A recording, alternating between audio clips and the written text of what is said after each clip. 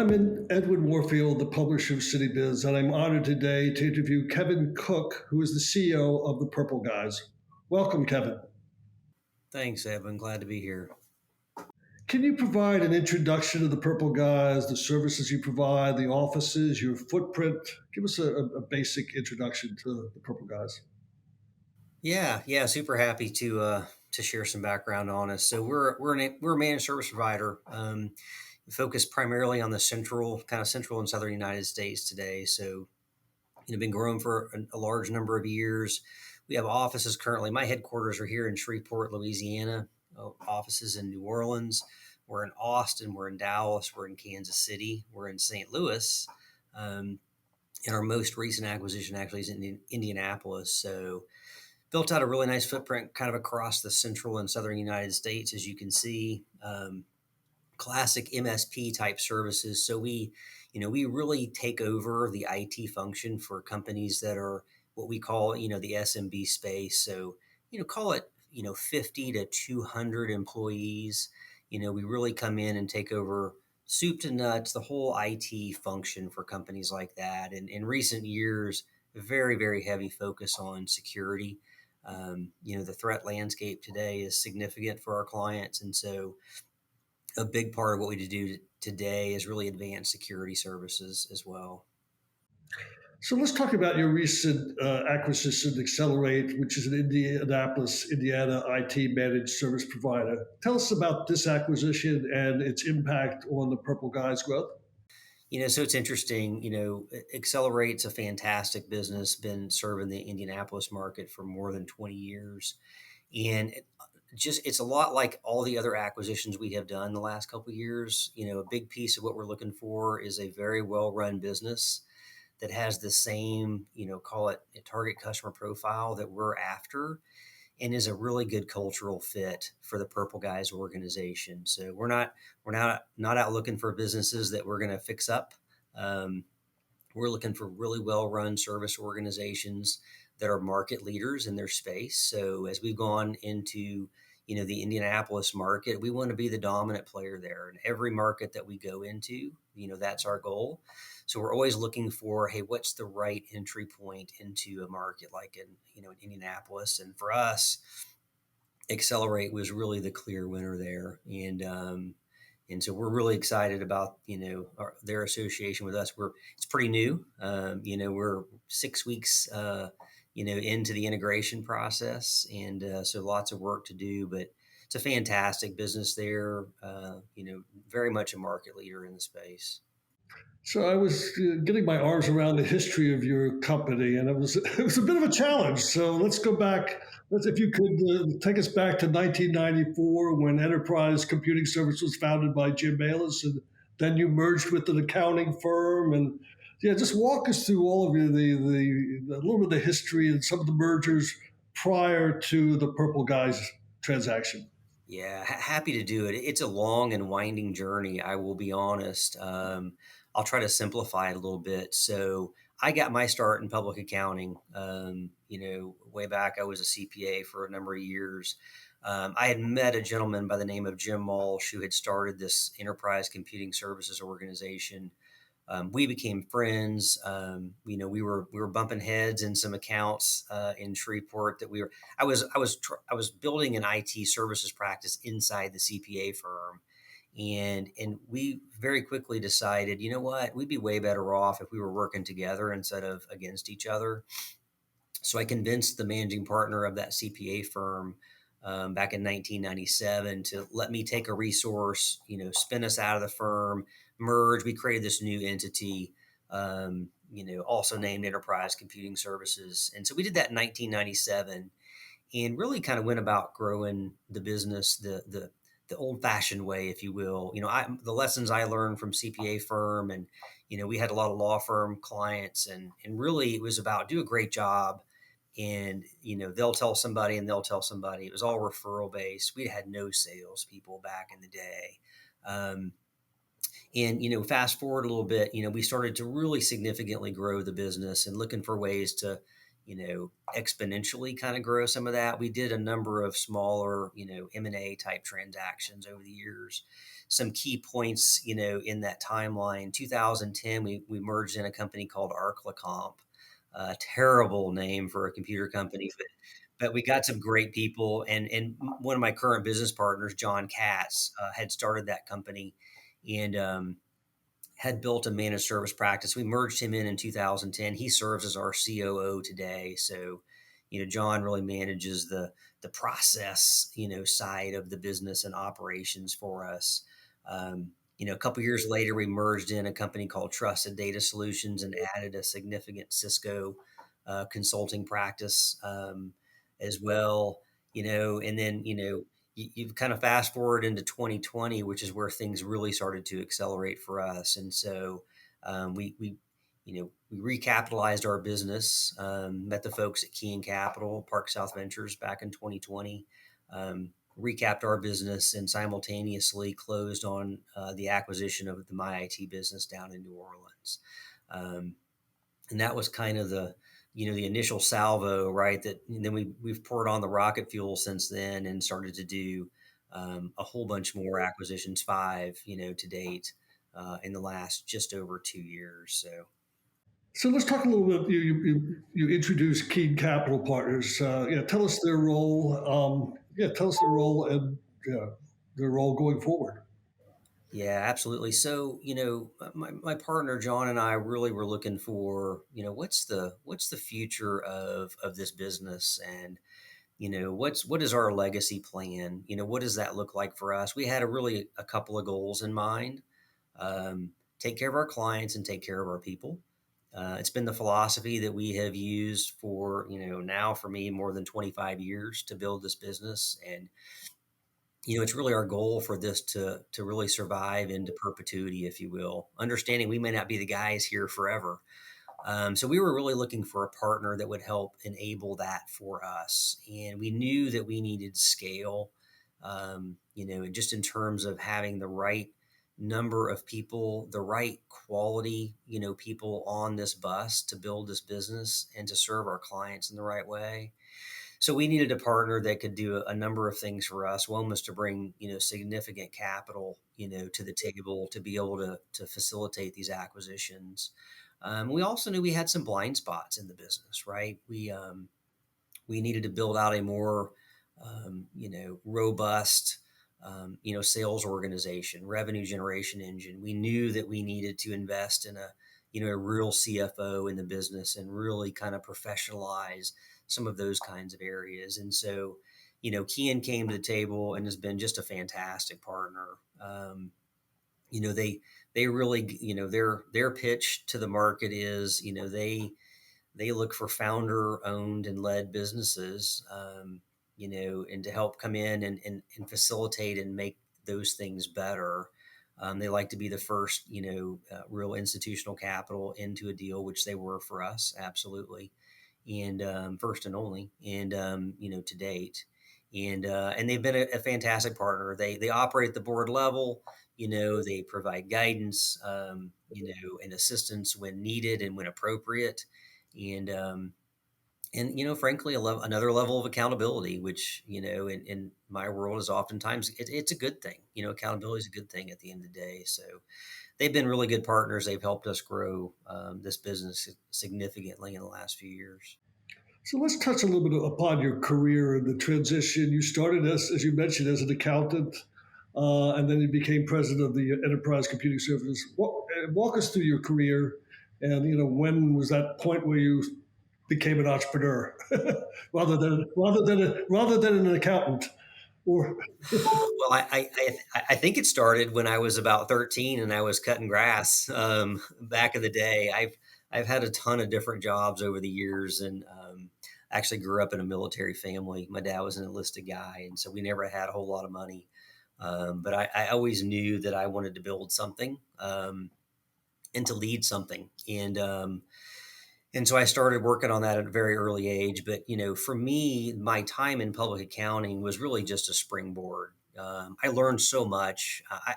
Look, I could do commercials for the public accounting industry, The experience I gained, in my time there was just invaluable. The people and the connections I met, the networks I built, all the things I learned about different types of businesses, and watching other very successful owners and entrepreneurs start and grow these businesses in a meaningful way was experience that I don't think I could have gotten anywhere else, quite frankly.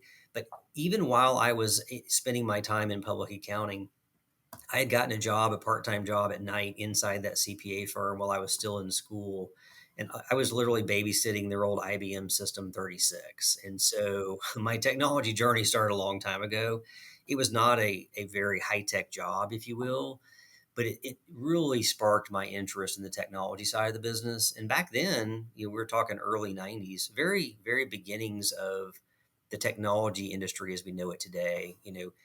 There weren't desktop computers on everybody's desk at that point in the early 90s. Those were new things and they all cost $6,000, $7,000. And so I knew this is really what I want to be involved in. So I spent my early years inside that CPA firm, building the practice, starting to really build an IT practice inside the firm while also spending time in other areas and just building my knowledge base about business and how to run one, how to operate one, how to learn from other entrepreneurs. And until the point where I had the opportunity to I had the trust of that firm at a very early a stage in my career, which I'm grateful for, and was able to convince them to allow me to kind of spin this piece of their business out and merge it and see what I could do to grow it. And they really I credit them with helping, really giving my start in the industry for sure. And so, who are some of the other key members of the team?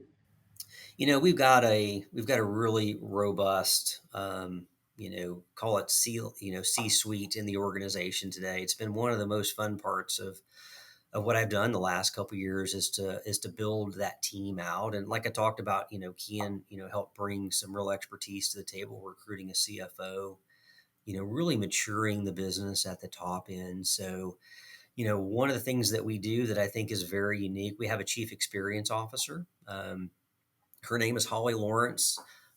She's instrumental in the things that we do in our business today, and frankly, chief experience officer role is not one that you often see in a company of we're at 200 people today.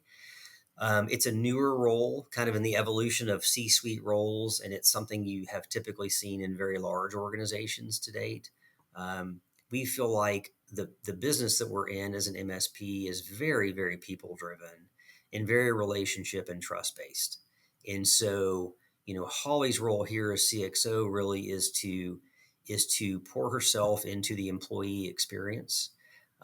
We just feel like it is not possible to create an unbelievable client experience if your employees are not having an amazing employee experience. So she splits herself between those kind of two main, objectives, probably spending more, maybe 75, 80% of her time focused on the employee, the inward facing piece of that role.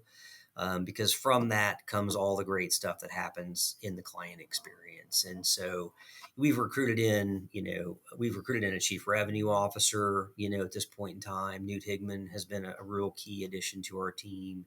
I already mentioned my COO, John Katz, has been my long-term business partner since way back in 2010. He really runs the operations side of the business for us. CTO. One of the benefits of doing acquisitions is oftentimes you find these gems, right? And so my chief technology officer came through the My IT acquisition, and Nick Laverde is his name, and he offices out of the New Orleans market currently. So it's a great team, chief. And our business has really just grown, and across the entire platform. Chief Financial Officer Chris Whitwer, another great addition. We recruited into the business, is in the Kansas City market. So, my team is spread out and diverse, and they each bring very unique, skill sets and experiences to the organization. It's a great team. And how will the Purple Guys acquisition provide continued growth and impact the Austin and Dallas communities? So we have been very, very interested in the Texas market for a long time. Texas is essentially a country in and of itself. It feels like it's so large. And if you think about, my geographic footprint here, I'm headquartered in Shreveport, Louisiana, affectionately known as the Arklatex. My office where I'm sitting today is 15, 20 minutes, depending on traffic, to the Texas state line. And so we've been searching for an entry point into Texas for some time now. Thrilled about the Technology Point acquisition that we made there. You've got some really great key accounts in both the Austin and Dallas markets through that acquisition, and in a very, very qualified team of professionals. And so, we feel like, you know, they got a great list of clients, a lot of talented people. The Purple Guys platform that we have built, will bring some additional things to the market in terms of just capability and service offerings. We have built out our own internal security team that is growing so quickly. It's the security team inside the Purple Guys is the same size as a lot of the MSPs in this country. At this point in time, that's one of the real things that we can bring to a new community as we come in and make acquisitions and start to roll out the Purple Guys way, if you will, and all the offerings that we have.